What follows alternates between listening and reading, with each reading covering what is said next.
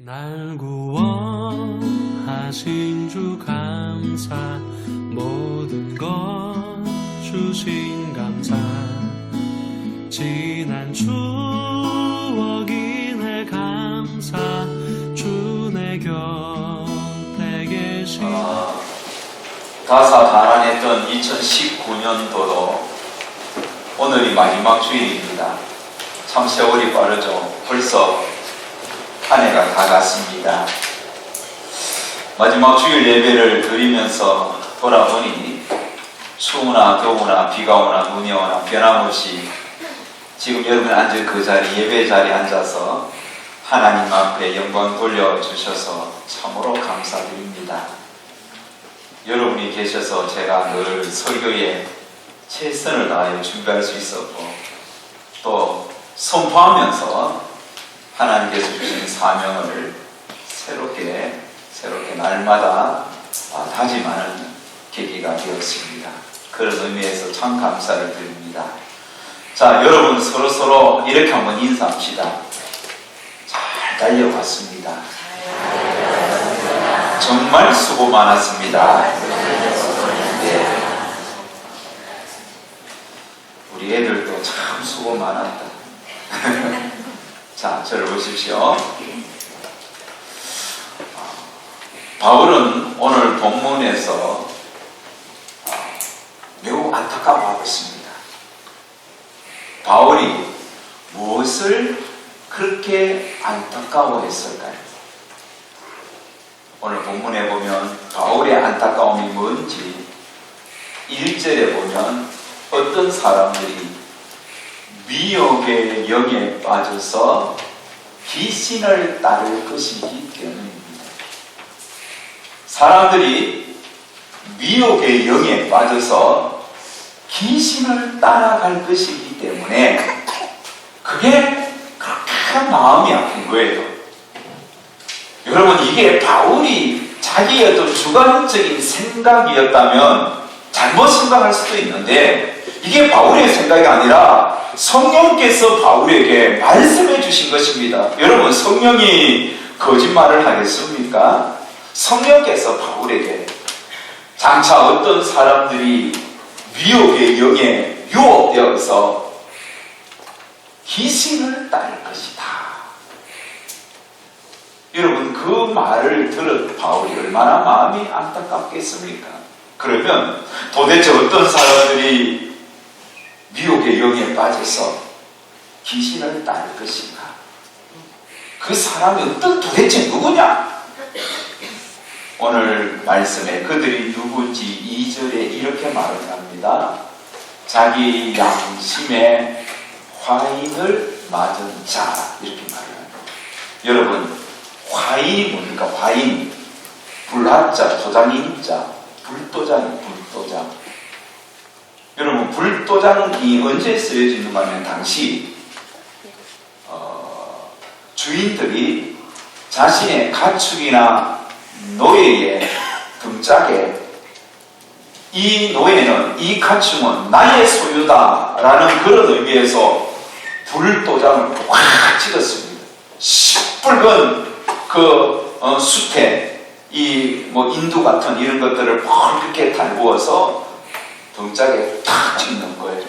그러면 여러분, 이것은 처음에는 막 곰고 이렇게 아프지만 나으면 도장으로 찍히는 거예요. 이 흔적으로 탁 찍힌다는 겁니다.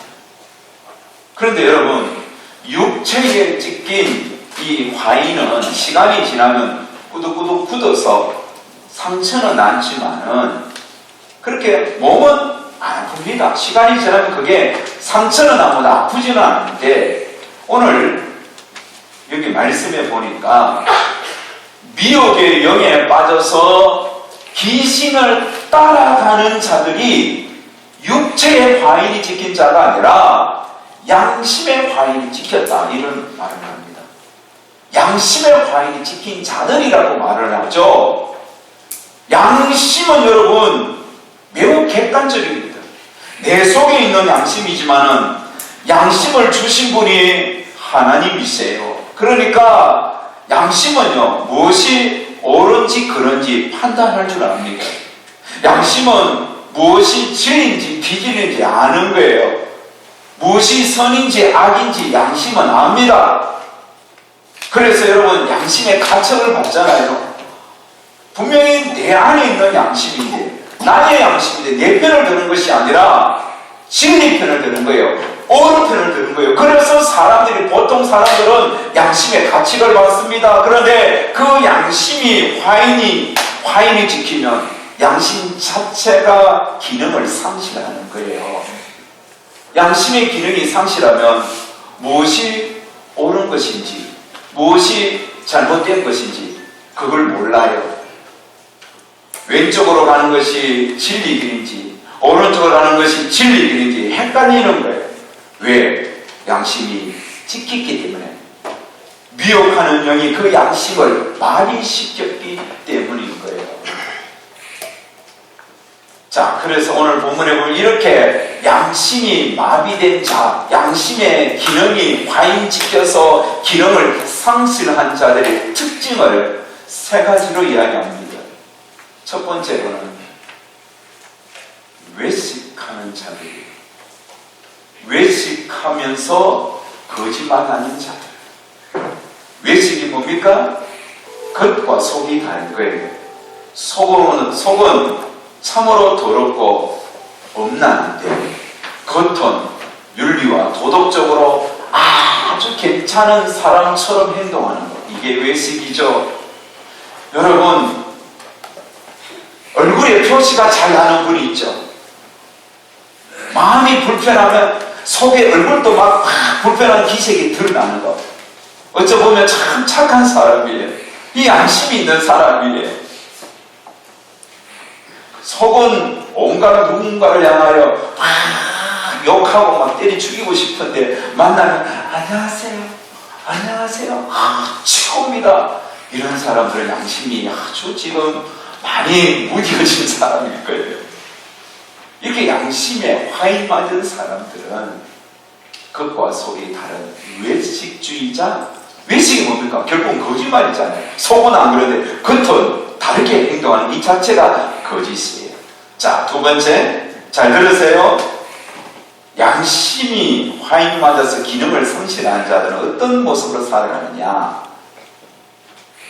결혼 자체를 부정하거나 결혼에 대하여 관심이 없거나 결혼을 하지 않으려고 하는 겁니다. 야, 이게 문제예요. 여러분, 결혼은 하나님께서 만드신 제도입니다. 믿습니까?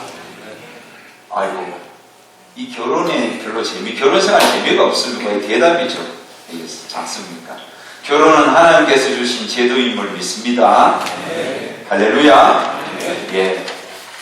결혼은 하나님께서 만드신 제도예요. 각각 남녀가 부모를 떠나서 두 사람이 한 몸을 이루는 것, 하나가 되는 것, 이게 결혼인 것입니다.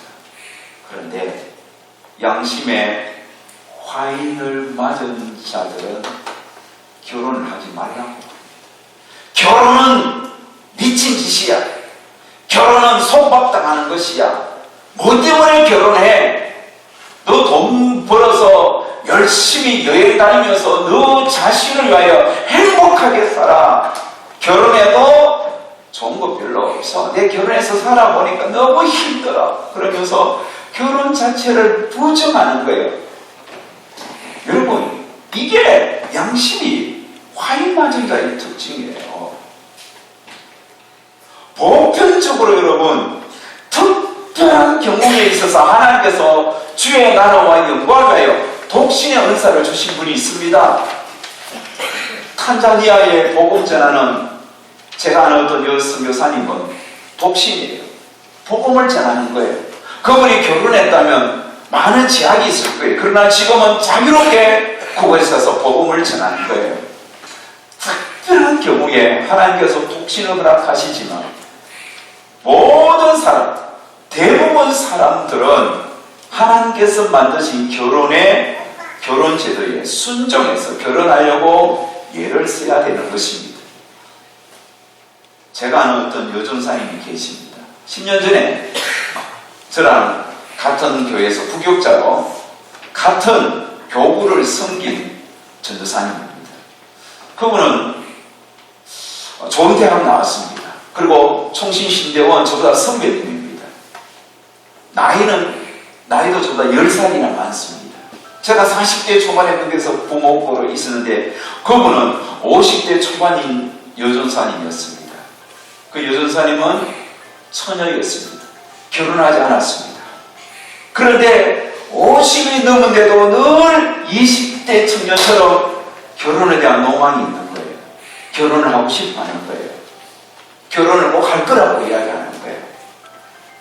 제 속으로 50 그냥 살았으면 그냥 살지 뭐 결혼을 하려고 그러느냐. 50이 넘은데 결혼할 수 있겠어? 여러분 이런 마음이 드는데 그분은 항상 결혼을 전제로 이야기를 하는 거예요. 그래서 나는 속으로 쉽지 않을 텐데 이렇게 생각했더랍니다. 자, 때가 되어서 저는 예인교회로 담임 목회지가 되어서 왔고 그 여전사님도 교회를 떠나서 다른 교회에 또 신방 여전사님으로 갔습니다. 한동안 믿고 지냈는데 한 3, 4년 전에 우연히 길거리에서 만났습니다. 아이고 반갑습니다 전사님 어떻게 지냈냐고 그러면서 내 속에는 시집 갔나 궁금한 거예요. 어떻게 결혼을 하신다고 그러니까 아직도 결혼 안 했대요. 그러냐고. 그러면서도 또 자기는 결혼할 거라고 그렇게 이야기하는 거예요. 내 속으로 또 생각했습니다. 내가 외식한 거예요. 속으로는 결혼하겠나? 이게 50대 말인데 언제 결혼하려고? 얼마나 살려고? 그리고 또 헤어지고 또 잊었습니다. 한 달 전에 갑자기 유전사님이 생각나는 거예요. 그래서 제가 전화를 했습니다. 사실은 전화한 이유는 뭐냐면 그분이 참 좋은 분이라서 우리 교회 신방 여전사를 모셔서 우리 교회 좀 연약한 성도들 좀 돌아볼 수 있도록 좀 그렇게 부탁하려고 전화를 했는데 이거 세상에 어디 있냐 하니까 나는 요 가까이 살았거든요. 여기 성북구 여기 살았는데 여수에 산대. 여수. 언제나 여수가 어디고? 저 밑에. 네, 저기는 저 밑에 전라남도 여수에 사는 거예요. 나는 깜짝 여수에 뭐 때문에 여수에서 사냐고. 여기 집도 있는데 이러니까 세상에 시집 갔다는 거예요. 시집 갔다는 거예요. 어이구 63세인데 올 4월에 시집 갔다는 거예요. 제가 전화를 받는 수가 기절초풍하겠더라고. 처녀가 시집 갔는 거예요. 그러면서 행복해서 막 어쩔 줄 몰라는 거예요. 너무 좋다는 거예요. 제가 궁금했습니다. 도대체 우리 전사님하고 결혼했는 그 남자는 누굴까? 총각일까? 그 상대가 누구냐고, 신랑은 누구냐고 그러니까 목사님이래요. 67세 목사님. 와, 그렇군요. 그 목사님은 사모님과 살더라고. 목회는 해야 되는데. 그래서 전사님하고 어떻게 소개를 받아 결혼을 했는데, 이야, 마치 처음 결혼했던 그 청년이 신혼 때 신혼부부가 행복해 하듯이 그렇게 칼칼 웃으면서 10분 동안 전화를 받는 거예요. 제가요, 엄청 회개했습니다. 속으로. 주여, 나의 믿음을 쓰면 이 믿음대로 결혼하는데 나는 결혼하겠다 생각했던 이 죄를 용서해달라고. 그러면서 내가 진심으로 축하해 줬습니다. 그러니까 그분이 정말 진심으로 축하해줘서 고맙다면서 여수에 꽃거리에 먹을 것이 너무 많다고. 그래서 한번 갈 생각입니다. 혹시 같이 갈 사람은 같이 가면 좋겠습니다. 여러분, 그게 성경적이죠. 비록 여러분 나이는 늦춰서 결혼해서 자녀는 생산하지 못하지만 교회 안에 많은 영적 자녀를 섬길 수 있는 복을 누리니 얼마나 귀합니까? 여러분, 이게 옳은 거예요. 그런데 나이가 들어간다고 결혼 안 할 것이다, 나같이 한 사람이 언제 결혼하겠어 이러면서 스스로 자기를 비하하면서 결혼에 대한 생각 자체를 접는 그것이 바로 양심이 마비된 자들이에요. 여러분, 결혼하기를 힘쓰시기 바랍니다.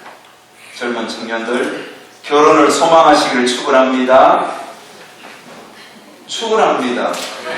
네, 우리 아이들 반드시 결혼하기를 앞으로 커서 축원합니다. 아멘. 우리 예찬이가 아멘 아멘 두 번 그랬어요. 네, 여러분 그렇게 해야 돼요. 그리고 가능하면 자녀를 많이 낳았어요. 먹고 살기 힘들다고 하나님 먹여주시니 기본 3명은 낳아야 돼요. 우리 교회도 그럴 마음이 있어요.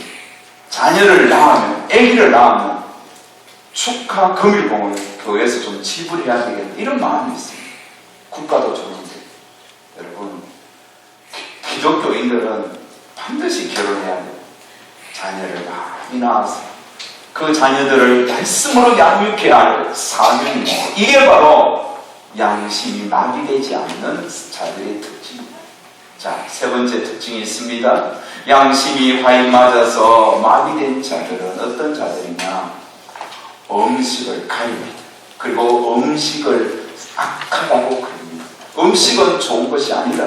그러면서 금식을 좋아하는 거예요. 여러분, 음식이 선한 것, 악한 것이 있습니까? 한번 물어봅시다. 무슨 음식이 악해요? 짬뽕? 짜장면? 순대?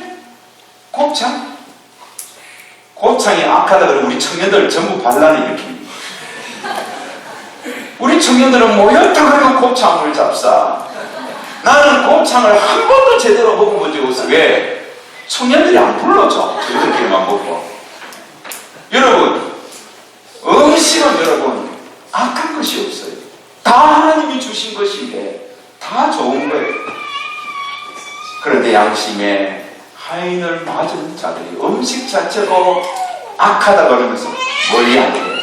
자, 그러면 궁금해집니다. 오늘 본문에서 누가 도대체 그러면 미혹하는 영을 받아서 귀신을 따르도, 다시 말하면 사람들의 양심을 마비시켜서 결혼도 멀리하게 하고 음식도 금식하게 하고 외식하는 그런 자들을 누가 만드느냐 이거예요. 대표적인 자들이 바로 그노시즘이라고 해서 영지주의자들입니다. 한번 따라합시다. 영지주의. 다시 한 번 더 크게. 영지주의. 영지주의가 뭡니까? 영적인 지식을 추구하는 사람들입니다. 영지, 지자, 알지자니까 영적인 지식을 매우 추구하는, 다시 말하면 영적인 것은 선하고 육적인 것은 악하다. 이런 자들 바로 영지주의자들입니다. 초대교회의 영지주의자들이 들어와서 사람들의 마음을 미혹해서 양심을 마비시켜서 정상적으로 결혼도 악하다는 거 육적인 거니까 남녀가 결혼해서 자녀를 생산하는 이 모든 것들이 육욕이라는 거예요. 육적인 것이 악하다 하지 말라는 거예요. 결혼하지 말고 음식도 이것저것 먹지 말고 금식하면서 주의 오심을 기다려야 한다. 이렇게 주장했던 자들이 영지주의 그노시즘입니다.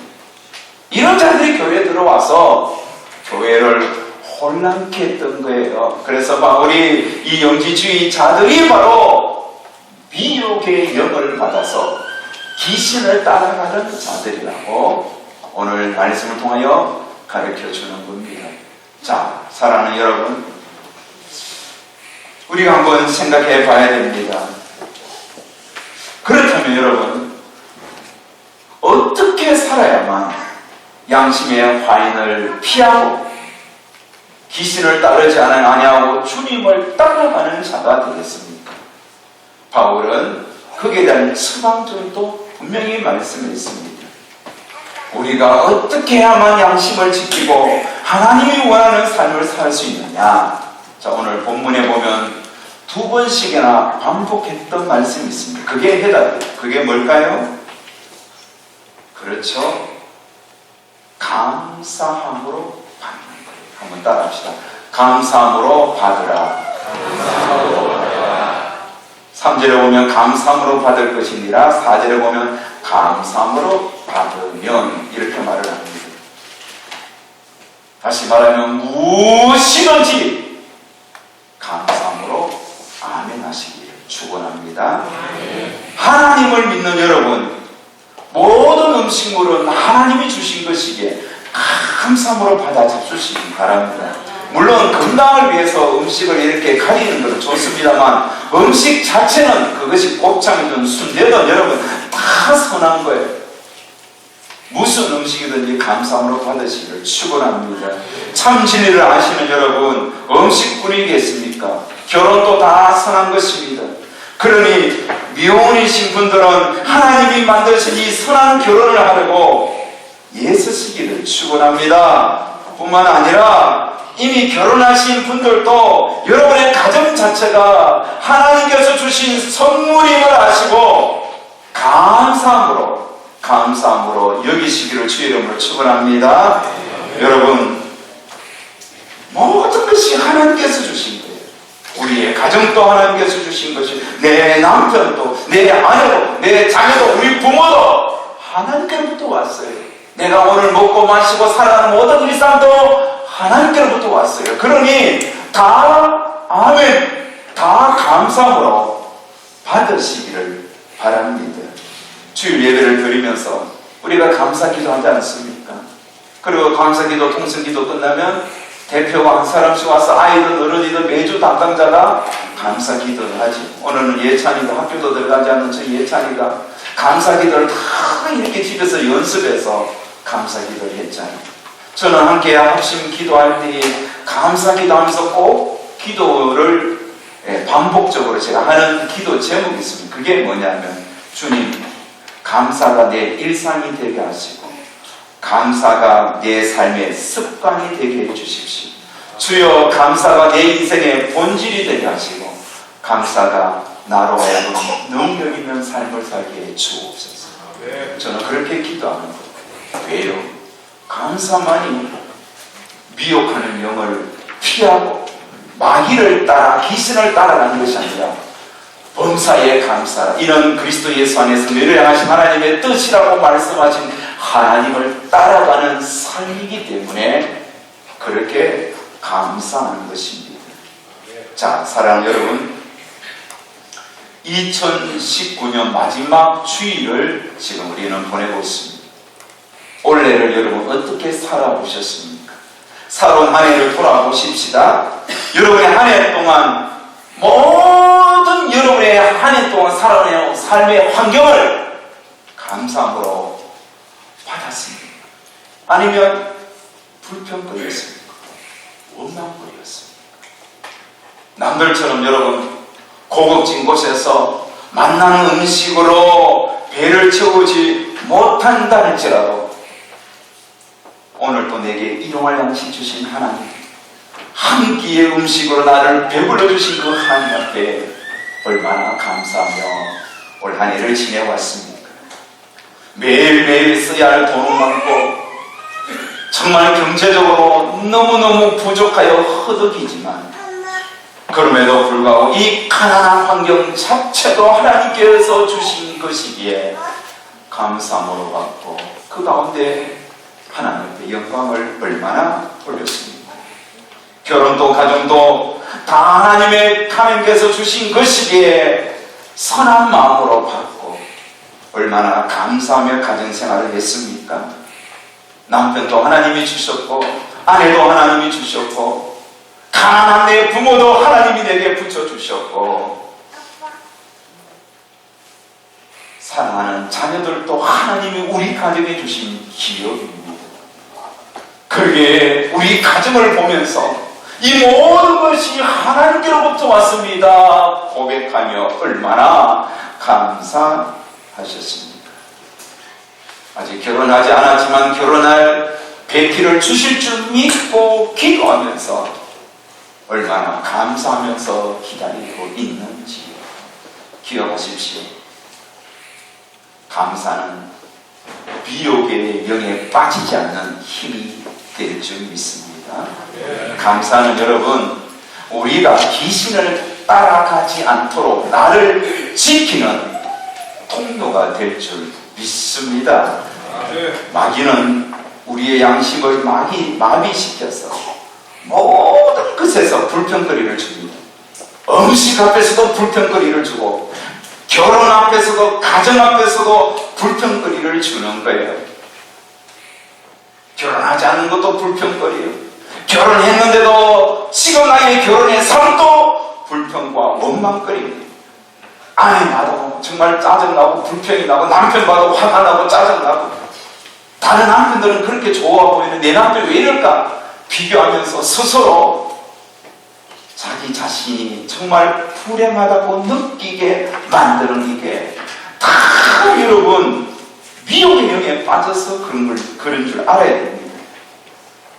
자녀를 볼 때 불만이 있고 부모를 볼 때 불만 있는 자녀들, 직장에 가도 불만거리요, 교회 가도 불평거리, 속에 불만과 불평이 가득 찬 것은 마귀가 귀신이 여러분의 마음을 미혹시켜서 마음 양식 자체를 완전히 기능을 상실하게 만들었기 때문인 거예요. 여러분, 담임 목사님 저를 보면서 불만 있는 사람 손 들어보세요. 목사님 대놓고 이야기하면 내가 어떻게 손듭니까? 나 앞에 와요. 솔직히 나 당신 마음에 안 든다고 이야기했어요. 그러면 내가 죄송합니다. 사과하고 감사합시다. 이야기할 때 이게 다 여러분 양심의 화인을 맞았기 때문입니다. 기억하십시오. 마귀는 우리를 투덜쟁이 만듭니다. 원망쟁이 만듭니다. 그리고는 마귀는 좋아서 카카카 웃으면서 계속 투덜하고 계속 원망해 보세요. 나중에 그 사람이 영혼이 바짝 말라서 결국 마귀가 깨고 멸망의 길로 인도하는 겁니다. 그러면 결론은 무엇입니까? 늘 감사하며 사는 거예요. 목사님 질문이 있습니다. 알아요. 목사님 전에도 설교했잖아요. 알아요. 나는 그렇게 감사하며 살고 싶은데 안 되는데 어떻게 하라고 그렇게 말씀하십니까? 안 되는데 어떻게 하라 말이에요. 이렇게 여러분 반문하실 분이 있는 줄 압니다. 그래서 오늘 말씀 5절에 이렇게 말하죠. 한번 따라합시다. 하나님의 말씀과 기도로 거룩하여 지니라. 그래서 말씀을 읽으라는 거예요. 말씀을 귀담아 들으라는 거예요. 그래서 기도하라는 거예요. 그렇게 해야만 말씀과 기도로 날마다 나 자신을 다듬어 가야만 양심에 화인받아서 불평하는 그들과 내가 구별되는, 거룩하게 분리되는 거예요. 기도 많이 하는 사람들, 말씀 늘 가까이 하는 사람들, 설교 시간에 늘 기다나 설교 듣는 사람들은 감사가 자동적으로, 오토매틱, 그냥 자동적으로 아멘 아멘 튀어나오는 거예요. 그런데 말씀 멀리하고 기도하지 않는 사람은 눈 감고 고개만 끄덕이는 데만 오토매틱 잡면서. 기억하세요 여러분. 매일매일 여러분 말씀 가까이 하세요. 매일매일 기도하세요. 그러면 모든 것이 다 감사해요. 실패도 감사하고 장미꽃도 감사하고 가시에 찔려도 감사하고 겨울에도 감사하고 여름에도 감사하고. 그러나 여러분이 매일매일 말씀과 기도로 나를 자신을 세우지 않으면 겨울이 오면 춥다고 불평이고 여러분 덥다고 불평이고 배가 부르면 배가 부르다고 불평이고 배고프면 배고파다고 불평이고 다 불평과 원망거리고. 말씀을 맺겠습니다. 감사는 습관이 돼야 돼요. 감사는 우리의 삶의 아이덴티티, 정체성, 본질이 되어야 돼요. 그렇게 감사하면 내 삶이 뒤집어지고 바뀌어집니다. 한번 따라합시다. 하나님 아버지, 감사합니다. 오토매틱 두 번 연달아 자동으로 시작. 하나님 아버지 감사합니다. 하나님 아버지 감사합니다. 할렐루야. 또 한 번 더 기도하고 또 한 번 더 감사합시다. 목사님 말씀 들려주셔서 감사합니다.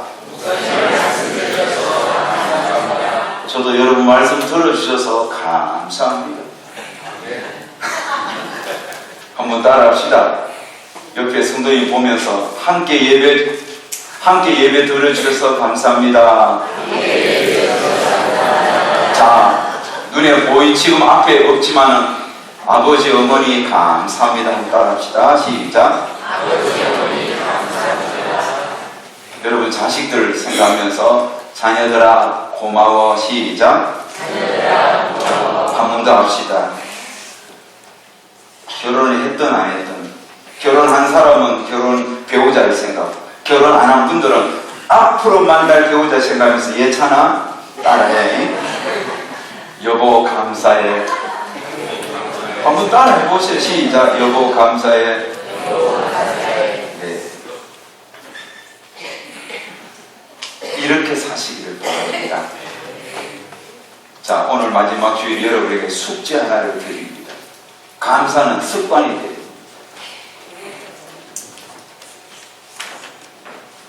감사통 축복통. 말로만 감사는 오래 못 가요. 아버지, 어머니 만수무강하십시오. 그러면 아버지는 뭐라고 합니까? 야야, 그 말 못 믿겠다. 돈 갖다 달라.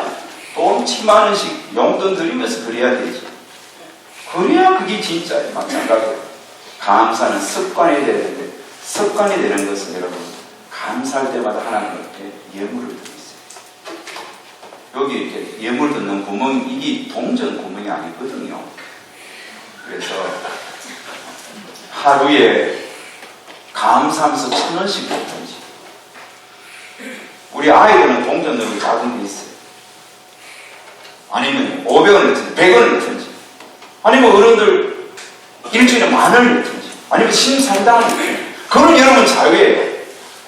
안 해도 상관없어요. 저는 강요하지는 않아요. 그러나 하실 분들 나가실 때 뒤에 이거 다 준비되어 있으니 가져가시고, 아이들 좀 작은 것도 있으니 가져가셔서 매일매일 감사를 실천해 보세요. 혹시 사업하시는 분들, 장사하시는 분들, 첫 물건을 팔아줄 때도 이렇게 해서 1년 동안 감사를 한번 더 실천해 보세요. 그래서 추수감사주일 때 그 감사통 자체를 갚으세요. 하나님께 드리세요. 그걸 가지고 뭐 개봉해서 내 얼마 있냐 그러면 시험 듭니다. 아이고 이거 떼야 되겠다 이러고 절대 안 됩니다. 절대 개봉하지 마요. 그냥 다 갖고 왔어요. 개봉은 우리 재정위원들이 해서 여러분 그걸 가지고 우리가 또 주의 공간에서 쓰는 겁니다. 지난번에 여러분 성탄운동도 다 이제 미얀마 선교, 낙도 선교를 했어요. 낙도의 목사님들의 그 난방비를 위해서, 미얀마 또 그 여자 기수사 걸리게 우리가 다 보내는 겁니다. 이렇게 하나님 앞에 우리가 감사해서 우리 삶은 여러분 감사를 실천할 때 이 감사통은 기적통이 되고 축복통이 되는 겁니다. 말씀을 냈습니다. 감사가 일상화되는 여러분 모두 되시기를 축원합니다. 올 한해도 감사함으로 살아가십니다. 남은 기간 잘 마무리하시고 새해 감사가 더욱더 많아져서 여러분의 삶에 기적이 일어나기를 축원합니다. 축원합니다. 우리 다같이 한 1분간만 기도합시다. 오늘 말씀을 묵상하면서 주신 말씀대로 아버지여 살겠습니다. 은혜를 베풀어 주시고 우리 마음에 정말 양심이 마비되지 않냐고 늘 감사함으로 하나님께서 주신 능력 있는 삶을 살아가도록 축복하여 주옵소서. 우리 다같이 기도하겠습니다. 하나님 아버지 감사합니다. 오늘 이렇게 귀한 말씀 들었습니다. 주여 마비다 아버지 하나님 우리를 끊임없이 공격하고 있습니다. 아버지 하나님 오늘 이 시대의 영지주의자 수많은 이단들 우리의 양심을 공격하고 있습니다. 아버지 하나님 우리가 이 마귀의 공격을 이겨내기 위해서 아버지 하나님 우리가 감사가 이상하게 되고